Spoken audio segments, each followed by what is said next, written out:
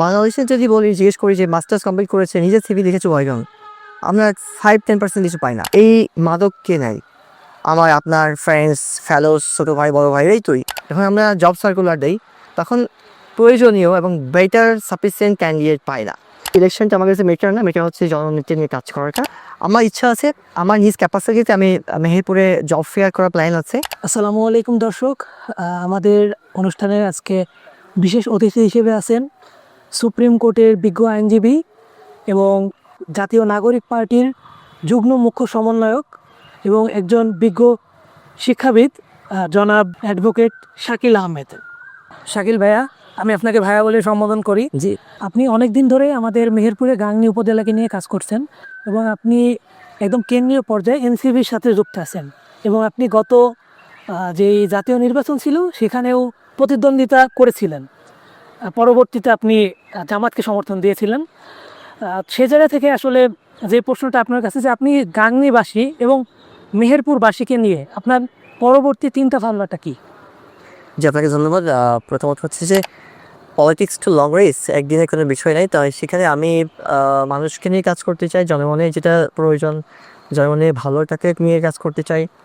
এবং মেহেরপুর এবং গাংনীর সাথে সমস্যাটা হচ্ছে এখানে লং রান প্ল্যান নাই। আমাদের কনস্ট্রাকশন, স্ট্রাকচার, আমাদের এখানকার অবকাঠামো উন্নয়ন এই বিষয়টা নিয়ে, আমাদের স্বাস্থ্যসেবা নিয়ে, ইয়ুথদের এম্পাওয়ারমেন্ট, ইয়ুথদের এন্টারপ্রেনারশিপ, তাদের সোশ্যাল ওয়ার্ক করার ক্ষেত্রে, একই সঙ্গে তাদের যেই কর্মসংস্থান বিষয়গুলো নিয়ে ওভারঅল মেহেরপুর, ওভারঅল গাংনীর যতগুলো কাজ দরকার, এটা নিয়ে একটা লং রান প্ল্যান আমাদের বড় অভাব।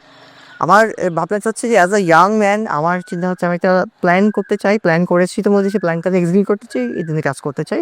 সেটা মেহেরপুরের আপামর জনতা, একদম কৃষক থেকে শুরু করে শ্রমিক, দিন মজুর, ছাত্র, পেশাজীবী সবাই যেন এটার সুফল ভোগ করে।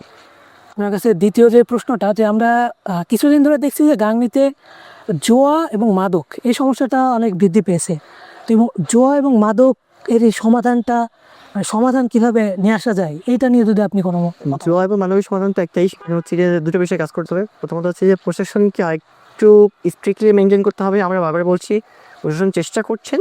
দ্বিতীয়টি হচ্ছে যে সামাজিক, আমাদেরকে একটা বলয় তৈরি করতে হবে, সামাজিকভাবে কর্মসূচি পালন করতে হবে। এখানে আপনারা যারা আছেন, আরও যারা আছে, স্টেক হোল্ডার, সমাজে সবাইকে কাজ করতে হবে একসাথে। সবাই মিলে যদি কাজ করি, কনসাস যদি আমরা বিল্ড আপ করতে পারি, এই মাদক কে নেয়? আমার আপনার ফ্রেন্ডস, ফেলোস, ছোটো ভাই, বড়ো ভাই, এই তুই। আমাদেরকে সবাইকে বলতে হবে এটা খারাপ, খারাপ দিকটা বোঝাইতে হবে, তাদেরকে মানসিকভাবে আরও বেশি সাপোর্ট দিতে হবে, তখন তারা এটা থেকে ফিরে ফেলে আমি বিশ্বাস করি। একদিনে হবে না, লং রান প্ল্যানে এটা ইনশাল্লাহ সমাজ থেকে কমে যাবে। আমরা যতদূর পর্যন্ত জানি যে আপনি গাংনী পাইলট মাধ্যমিক বিদ্যালয়ের সভাপতি ছিলেন, তো সেখান থেকে সরাসরি আপনি শিক্ষার সাথে সম্পৃক্ততা আছে। মেহেরপুর এবং গাংনী এই দুই জায়গাতেই শিক্ষিত বেকারের সংখ্যা বৃদ্ধি পাচ্ছে এবং যে জিনিসটা অনেক কম, যে আমাদের এখান থেকে অন্যান্য জেলা উপজেলার তুলনায় বিশ্ববিদ্যালয়ে চান্সপ্রাপ্ত শিক্ষার্থীর সংখ্যা তুলনামূলক কম। তো এইখানে আসলে শিক্ষার মান উন্নয়নে আপনার চিন্তাধারা কী? দেখুন, আমি যেহেতু শিক্ষার সাথে কানেক্টেড আছি, কিন্তু যেহেতু আমি গভর্নমেন্টের পার্ট না, কিংবা আমি এখন জনপ্রতিনিধি না, আমার ভাবনাটা বলা কঠিন, বা আমার ভাবনাটা খুব বেশি ইম্প্যাক্ট ফেলবে না। But as a general public বা অ্যাজ আ সোশ্যাল ওয়ার্কার আমি বলতে পারি যে আমার ভাবনাটা হচ্ছে যে আমাদেরকে স্বশিক্ষিত হতে হবে। পুঁথিগত বিদ্যার বাইরে আমাদেরকে আরও বেশি টেকনিক্যাল নলেজ অর্জন করতে হবে। আমরা যে যখন দেখি যে আমি আমি একটা জায়গায় দায়িত্বপ্রাপ্ত আছি, কাজ করছি, যখন আমরা জব সার্কুলার দিই তখন প্রয়োজনীয় এবং বেটার সাফিসিয়েন্ট ক্যান্ডিডেট পাই না। আবার যদি ক্যান্ডিডেট এসে বলতেছে আমি জব পাচ্ছি না, তার মানে জব যিনি দিবেন এবং জব যিনি পাবেন তাদের মধ্যে মেলবন্ধন হচ্ছে না, যেটা আমি চাচ্ছি ওইটা পাচ্ছে না। আমি একটা উদাহরণ দিয়ে বলি, বাংলাদেশে যদি বলি জিজ্ঞেস করি যে মাস্টার্স কমপ্লিট করেছে নিজের সিভি লিখেছে কয়জন, আমরা 5-10% কিছু পাই না, বিকজ অফ আমরা এটা অর্জন করতে পারি নাই। কারণ মানে আমাকে একাডেমিক শিক্ষার বাইরে প্রফেশনাল শিক্ষাটাকেও মেনটেন করতে, প্রফেশনাল যে নলেজ, প্রফেশনাল যেই টেকনোলজি, প্রফেশনাল যে প্রয়োজনীয় বিষয়গুলো আমাকে অর্জন করতে হবে, তবেই কিন্তু আমি পারবো আমার এখানে জবটা ইজিলি পাইতে। আদারওয়াইজ সম্ভব না।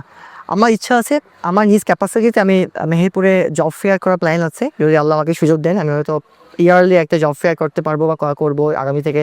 যে জব ফেয়ারটাকে মানুষের জব নিয়ে চেষ্টা করবে, ইয়াংদেরকে আমরা আরও বেশি এঙ্গেজমেন্ট করবো, ওদেরকে জানাবো, আমরা কনসিয়াস করবো যে তোমাদেরকে আরও বেশি লেখাপড়ার পাশাপাশি জবের জন্য এগুলো পড়তে হবে। এই নলেজ দরকার, তখন আশা করছি জবের সংখ্যা বাড়বে। সবাই মিলে চেষ্টা করলে সম্ভব হবে ইনশাআল্লাহ। একটা লোকমুখে শুনতেছি যে আগামী উপজেলা নির্বাচনে চেয়ারম্যান পদপ্রার্থী আপনি হচ্ছেন, এমনটা আমরা শুনতেছি যে জামাতের পক্ষ থেকে। তো আসলে এটার সত্যতা কতটুকু এবং আপনি কি আসলেই উপজেলা নির্বাচনে প্রতিদ্বন্দ্বিতা করছেন কি? আমার মতে হচ্ছে যে আমি এরকম ইলেকশন করবো তার কোনো নিশ্চয়তা নেই এখনও। আমি এনসিপি দায়িত্বে আছি, আমি জামাতের বা কোনো দলের প্রার্থী না প্রথমত। সেকেন্ড হচ্ছে আমি এমপি ইলেকশন করার জন্য কাজ করেছিলাম, জনগণের সঙ্গে আছি। ইলেকশনটা আমার কাছে মেটার না, মেটার হচ্ছে জননীতি নিয়ে কাজ করাটা। আমি কাজ করে যাচ্ছি, কাজ করে যাবো ইনশাল্লাহ। কোথাও আমি কোনো পদে দাঁড়াবো কিনা এটা ডিপেন্ড করবে পরিস্থিতির উপর। এখনই তো সিদ্ধান্ত আমি নিইনি, পরিস্থিতির আলোকে আমি ডিসিশন জানাবো এবং জনগণ জানতে পারবে। Thank you.